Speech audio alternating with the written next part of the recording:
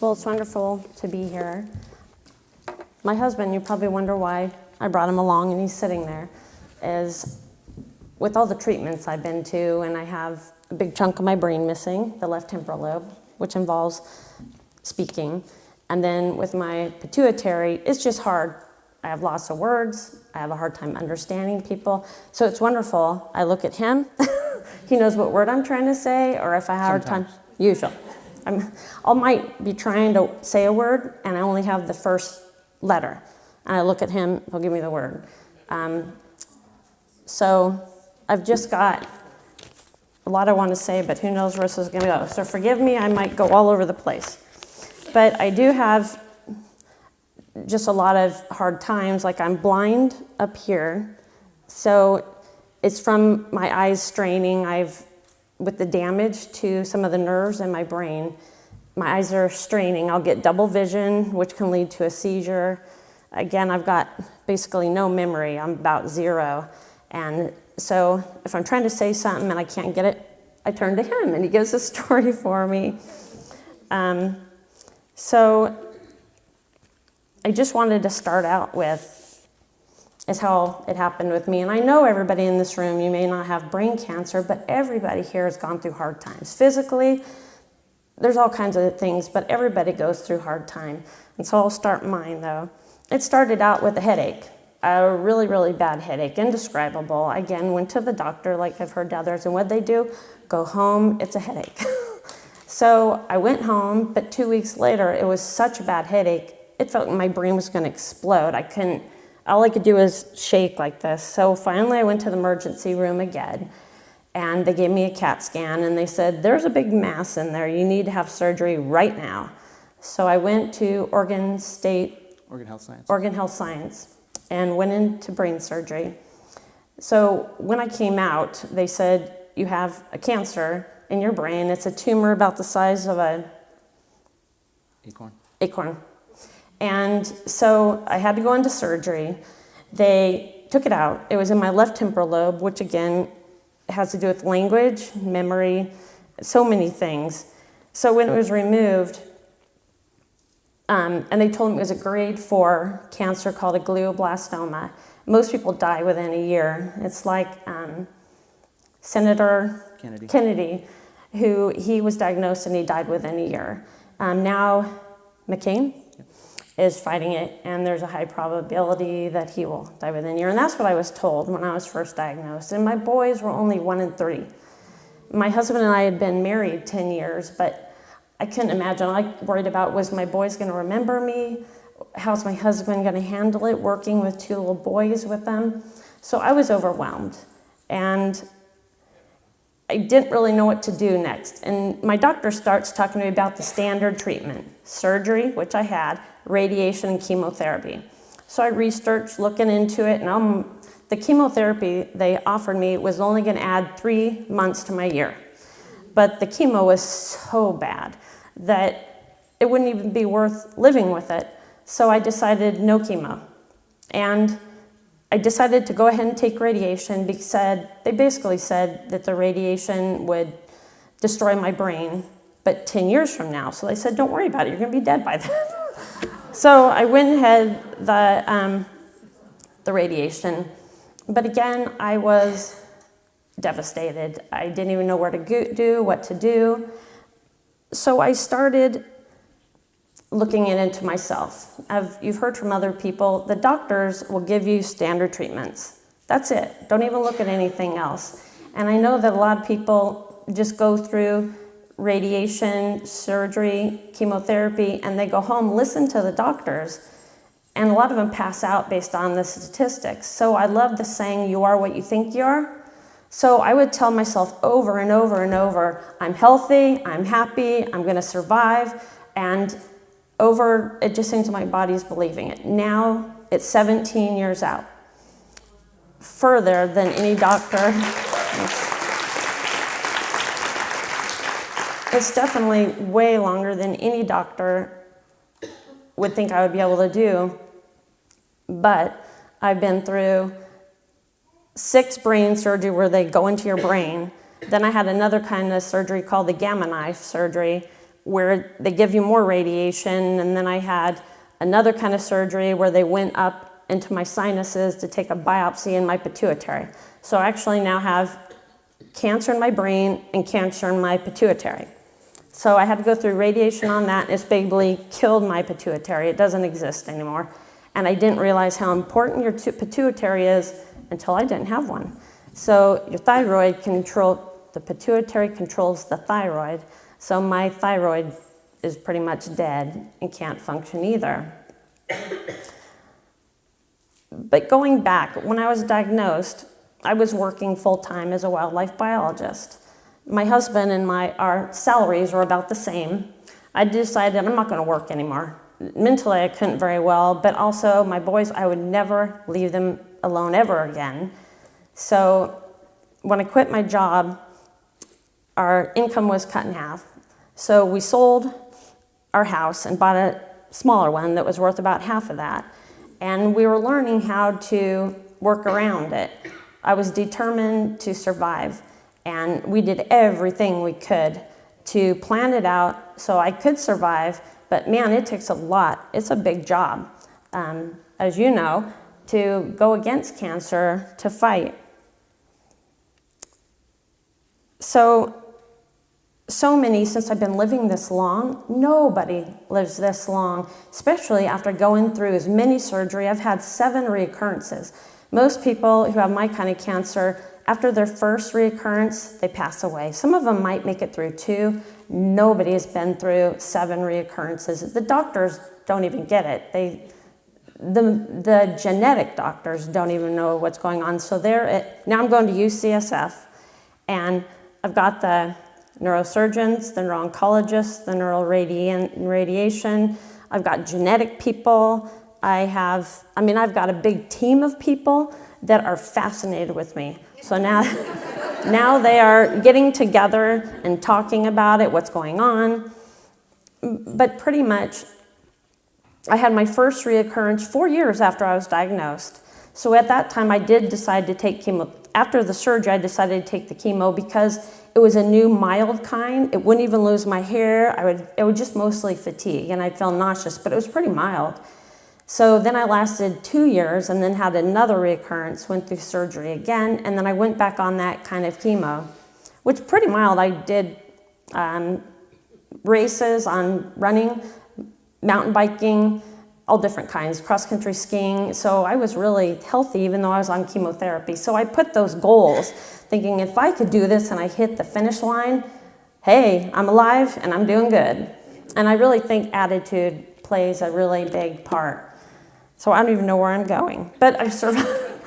I don't know, so I might go all over the place and not even keep an order.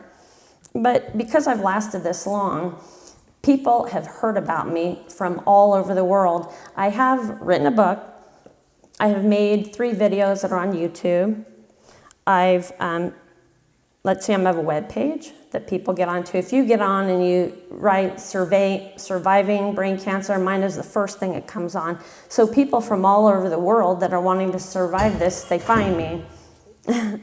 I have stuff on Facebook going. I've been on TV a couple times with people wanting to know about brain cancer. I've been on the news.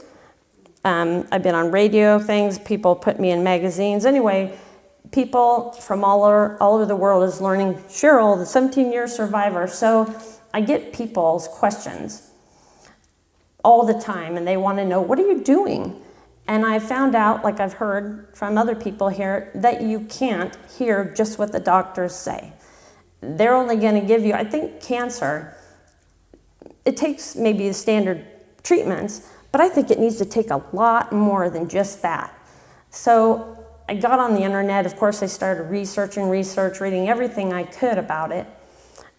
I think you have to hit it from different angles. Treatment might be a little bit, but I think you have to hit it by many, many angles, and one of which I started out with was, okay, I'm losing it. Well, getting back, I think that I would always tell myself, here's the cancer cells in my brain, but I've got way more healthy cells than just that little cancer cells.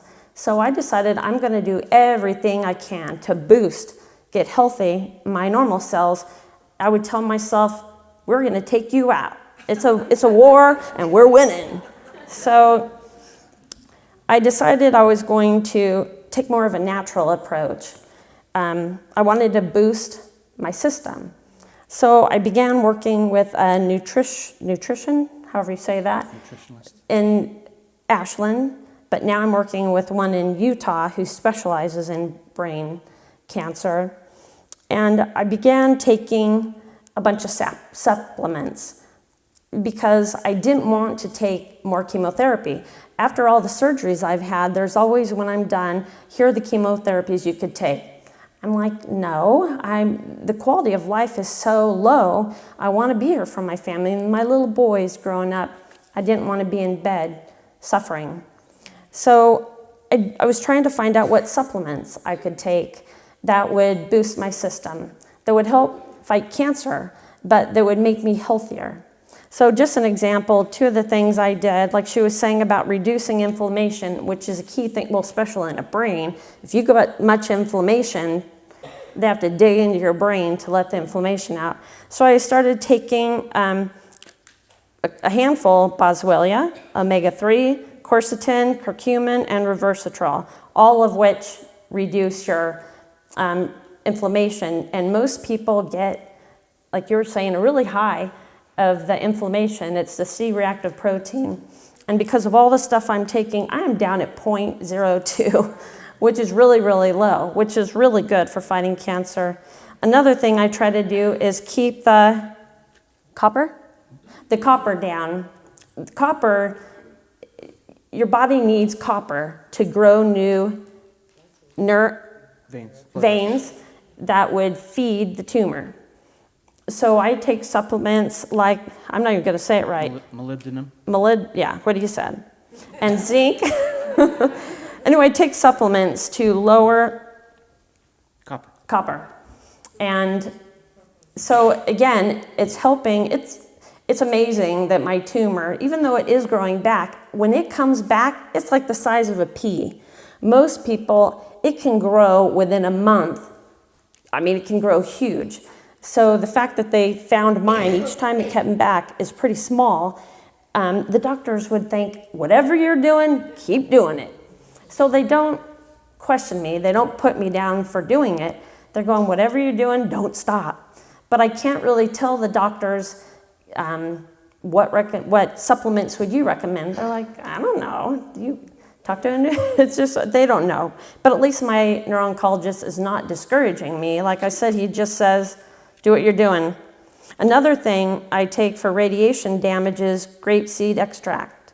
And what's amazing, I go in every 2 months and get a brain MRI. And my neuro-oncologist always says, oh, your brain looks so good. Usually the radiation would start causing damage all in your brain. And the tumors usually come back really quick.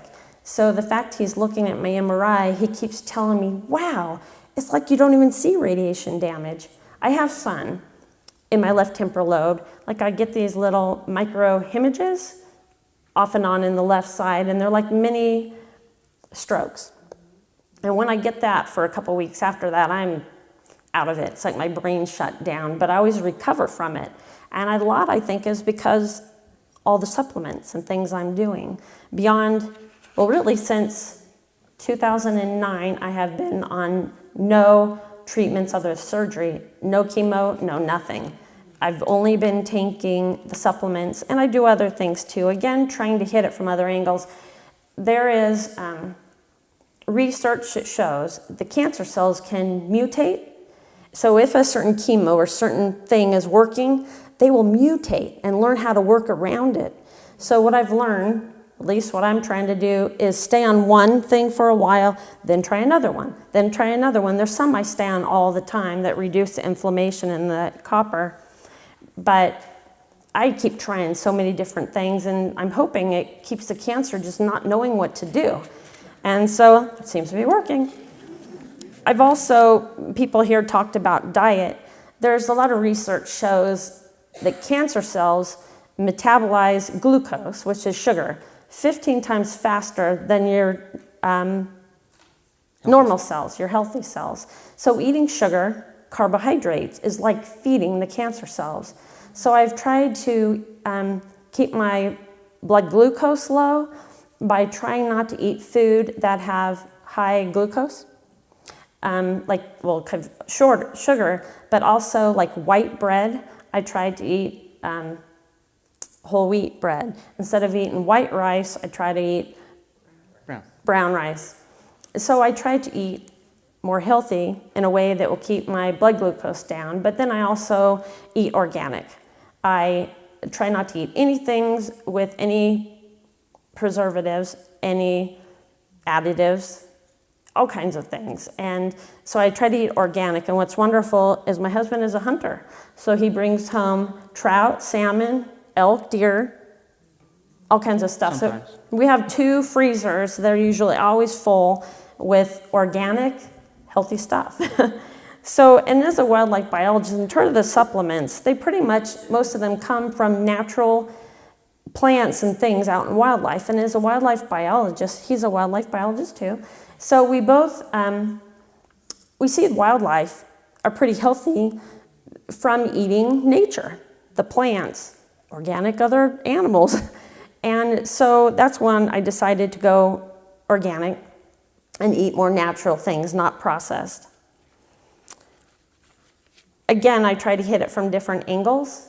So I've tried so many, I can't list them all, but there are some things I stick with, and that's like we heard about acupuncture. That's amazing. The woman who does it on me, she actually went to China and learned from a person how to deal with brain cancer. So I go to her about once a week. If I could, I would go to her every day.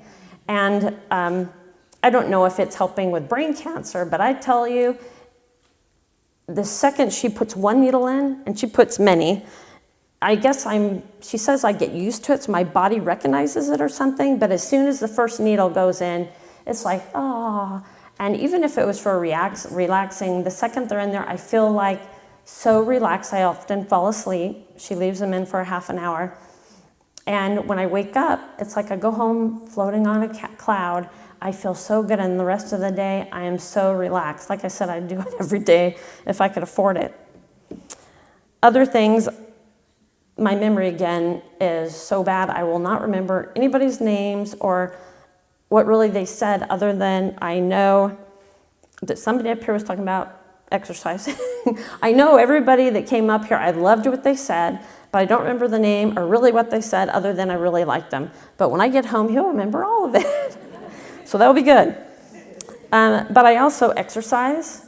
Getting your blood going, getting your breathing, all that helps to boost your immune system. So I've always tried to exercise a lot, even if it's getting out and walking. I sleep well. There's research that shows sleeping well is really important. So I try to keep it to where I get 8 hours a night. And you kind of want it in a rhythm if you can. I don't remember why. I read a lot of this stuff and it goes, yeah, that really means a lot to me. So then I do it, but I notice a difference. So again, I've done so many things. Another thing is off-label. Some of the prescription out there, like I'm trying to keep my blood glucose very low so it won't be feeding the cancer. So I'm taking metformin, which is what diabetics take. But for me, it's keeping my blood glucose low. So again, the cancer isn't feeding off the glucose as much. So a lot of people ask me the question is, if you do so much, if you had to narrow it down to one thing, because they can't maybe afford all the supplements I take, or they can't hit it from all the different angles.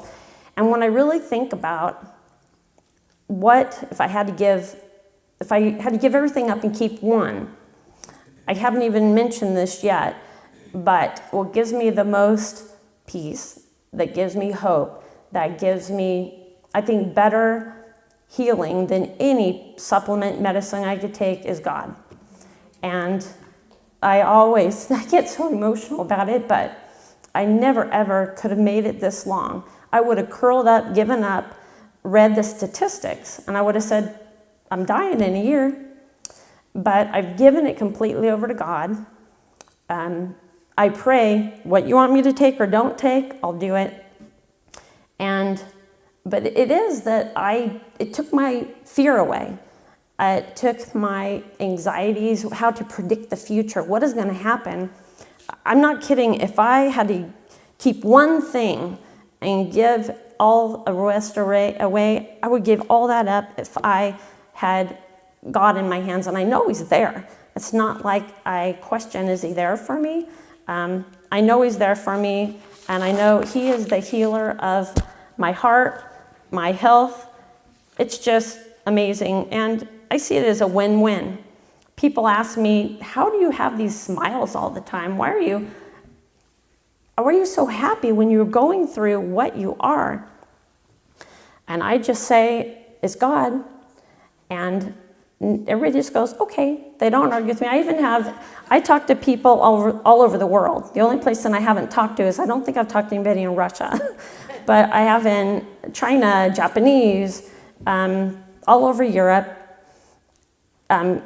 Starts with an E. Egypt? No. But anyway, all over the world. And I get emails, and on Facebook, they contact me from all over.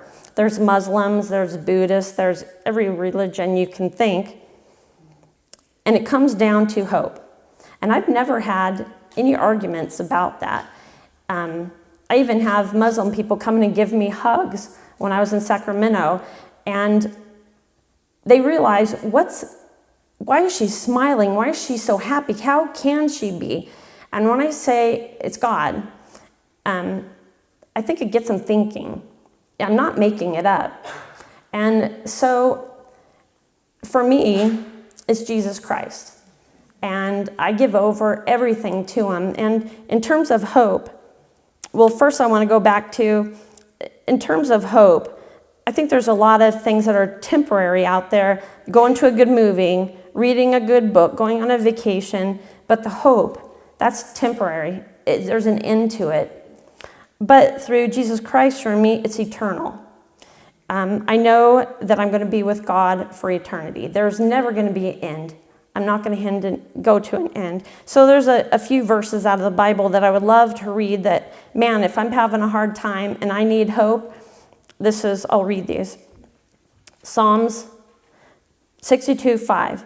Yes, my soul finds rest in God. My hope comes from him. Psalms 25:5. Guide me in your truth and teach me, for you are God, my Savior, and my hope is in you all day long. Romans 15:13. May God of hope fill you with all his joy, which I love, and peace, as you trust in him, so that you may overflow with hope and the power of the Holy Spirit. Overflowing with hope, I find myself smiling, laughing, and there is research showing when you laugh, that's good for your immune system too. So, again, I'm all over the place here. What's amazing is I was in the UCSF in San Francisco. And whenever I get there, there's everybody in the waiting room, and I'll talk to people. Again, a lot of them know me, so they'll come up, you're Cheryl. And again, they want to know what's making you hope. So I'll be talking about hope. Then my doctor came and got me, and we went in the room, and he said, you shouldn't give people false hope. You're giving them expectations that aren't there. They're going to die within a year, basically. They're going to have a harder time. You're unusual. So you shouldn't give them false hope. And I'm thinking, it's not for me, at least. The hope isn't always that I'm going to beat the statistics. I want my life to be in God's hands. To me, that's healing. To me, that's my life. I have peace, and what's amazing, I am content. I thought I would never be loving life when I've gone through everything I had, but I'm content. When I really can't do, Matt won't even let me go places by myself. So because of seizures, because of all the things that can hit me, but I'm content. Before I loved climbing mountains, skiing, river rafting, backpacking. I love to do all that kind of stuff, and there's a lot of it I can't do anymore. I have to stay in my house a lot and not go anywhere. But when I'm in prayer, when I think about my life and the eternity for me, I am covered with contentment. I'm not thinking I should be somewhere else as long as I'm there. So I just want people to know, when people ask me, again, they ask me, why are you always smiling? And I'm not going to lie anymore. I just got to tell the truth. I don't care whether Muslim or what religion they are. I got to be honest that it's not because I'm beating the statistics and not because I'm feeling good, because I'm not all the time. I'm smiling because I'm covered in peace. I remember when I was first diagnosed, I was laying in bed at my mom's house because she was taking care of my kids when I was going through radiation because Matt was at work. I remember laying in that bed crying. I felt so overwhelmed. I didn't even know what to do. So I started praying. I was praying like, oh God, what do I do? I feel so sad. I feel alone. I feel so alone. And I'm not making this up. I felt all of a sudden like I was being completely surrounded. I felt like God was giving me a hug, and it was a feeling. I am not making it up. I felt all of a sudden peace that I'm not imagining. And so, again, it doesn't matter where they are around the world, what religion they are. I'm honest, and you know what? They listen. And I'm hoping, again, everybody in this room, I don't know if you're a believer in Jesus Christ, but I really hope that you turn to Jesus for your hope. At least think about it. At least maybe pray. Even though you may not really know Jesus Christ, you open your heart to him. You open your eyes to him. And I think you'll be surprised at the hope, the peace, the joy that you will be covered with. And I encourage everybody for that. So I thank you that I was here to talk. And I just hope you guys get hope too. Thank you, sweetie. He'll take that off of you. Up over there.